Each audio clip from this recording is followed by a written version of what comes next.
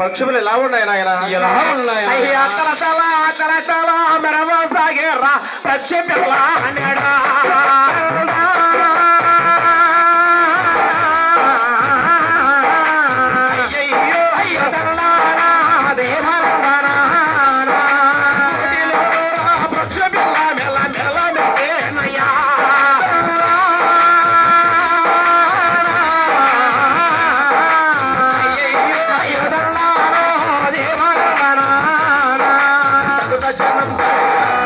చూడు మిత్రమా, గూటిలో పక్షులు కూడా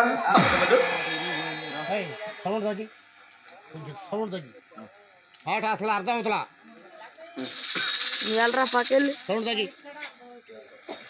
తల తల తల తల మెరుస్తూ ఉండగా నాయన శివరామయ్య ఏమైనా సరే పక్షులని రంగమ్మ కంటే ముందు నేనే ముద్దులాడా అనుకున్న శివరామరాజు కూడా నాయన ఆడపక్షత పూతపక్ష తెలియక అయ్యా ఆడపక్షినే చేత పట్టాడు రామ జయ రామ రాఘవ ఆడపక్షినే చేత పట్టాడు రామ జయ రామ రాఘవ శివరామ రాఘుడు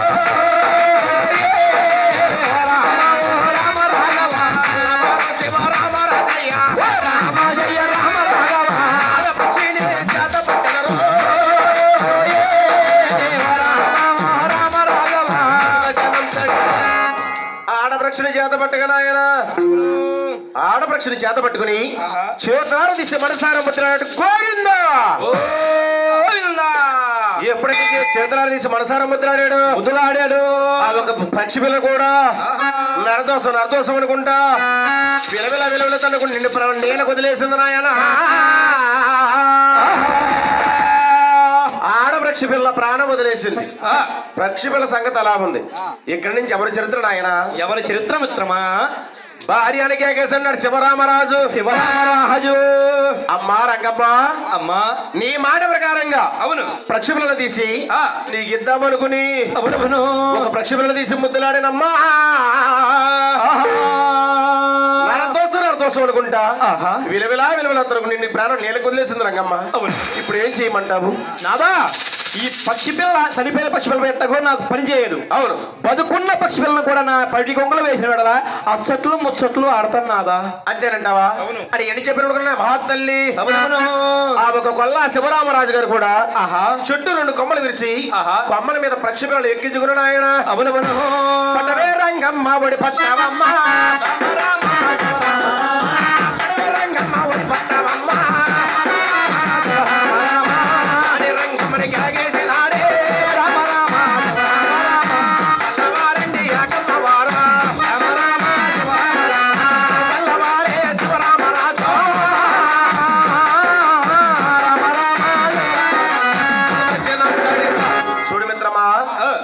శివరామరాజు గారు కూడా నాయన భార్యానికి ఏకేసి పక్షి పిల్లలు తీసిరేగా ఆ ఒక పక్షి పిల్ల ఎలా ఉంది నాయన?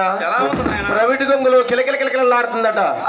ఆ పక్షి పిల్లని చూసి రంగమ్మ చేతులాడు తీసి మనసారి ఎప్పుడు ముద్దులాడిందో రెక్కలు టపటపా కొట్టుకున్నది పక్షి పిల్ల అనేడా.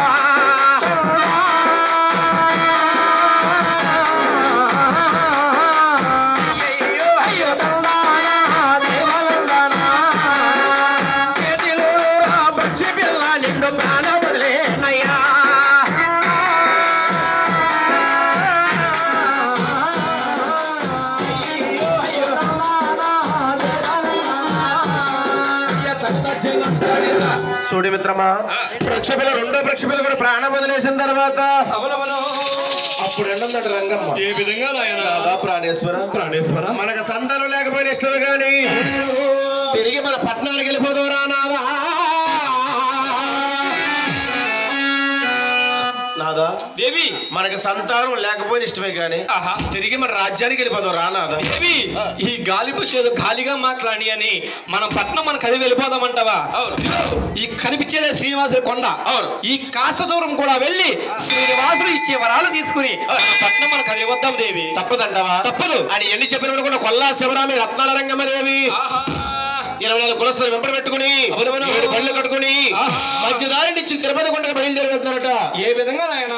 రామ రామ శ్రీరామ రామో భయ రామ పట్టాయ రామ రామ రామ రామ రామ శ్రీరామ రామో భయ రామ పట్టాయ రామ రామ రామ కల్లవారే యాకమ్మ వారే రామ రామ శ్రీరామ రామ భయ రామ రామ రామ శ్రీరామ రామో భయ రామ పట్టాయ రామ రామ రామ ఎగోతర పది ఎగనాడ వల్లో రామ రామ శ్రీరామ రామ రామ రామ రామ రామ శ్రీరామ రామో భయ రామ పట్టాయ రామ రామ రామ ఎగోతర పది ఎగనాడ వల్లో రామ రామ శ్రీరామ రామ రామ రామ రామ రామ శ్రీరామ రామో భయ రామ చూడు మిత్రమా, కొల్లవారు బల్లి కట్టిన తర్వాత వెను తిరిగి చూడకుండా నాయన ఎగనాడి ఇగో తిరుపతి ఎగనాడి నాగుదూరుడు కారడివి చేమంతుడు చిత్తడి గచ్చ గోరిక కశ్వల మధ్యలో మాడి దాటుకుండా నాయన తిరుపతి కొండకి బల్లి వచ్చి కూర్చున్నాయట. సాగరయ్య, సౌతలయ్య, అయ్యా మత్తల సుబ్బయ్య, అయ్యా అంబిగా సింబిగా సుబ్బయ్య, ఇదిగో కనబడేది స్వామి వారి కొండ. కనపడుతుందా? కనపడుతుంది. ఎవరి బండిలో ఉన్న సామాన్లు వారు దింపేసి పక్కన పెట్టేసుకోండి.